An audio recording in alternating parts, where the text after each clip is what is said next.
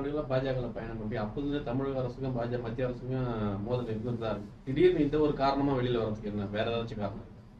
இல்லை, அதான் சொல்கிறேன், நிறைய காரணங்கள் இருக்குது. நிறைய காரணங்களில் இது ஒரு காரணம்.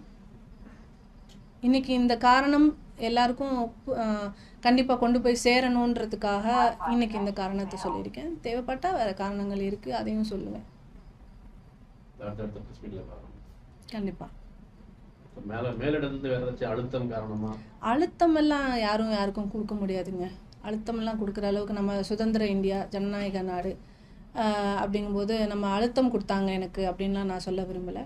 அண்டு இது என்னோட சுய முடிவு தான். இது யாரோட அழுத்தமும் கிடையாது. ராமநாதபுரம் தொகுதியில் உங்களுக்கு சீட்டு கிடைக்கும்னு எதிர்பார்த்தேன், கடைசியில் அது கிடைக்கல. அதன் ஒரு காரணமாக கூட நீங்கள் வெளியில் வந்து சீட்டு வந்து இன்றைக்கி கிடைக்கும், நாளைக்கு கிடைக்காது. பொறுப்பு இன்றைக்கி கிடைக்கும், நாளைக்கு கிடைக்காது. அதை பொறுத்து அரசியல் பயணம் பண்ணுறது வந்து ஆரோக்கியம் கிடையாது. எப்போவுமே நம்ம மக்கள் பணி செய்யணும். ஏன் நான் ராமநாதபுரம் தொகுதி ஃபோக்கஸ் பண்ணுறேன்னு சொன்னால், 4ஆம் தமிழ் சங்கத்தை துவக்கியவர் வந்து பாண்டித்துரை தேவர் என்ற சேதுபதி மன்னர் இல்லைங்களா?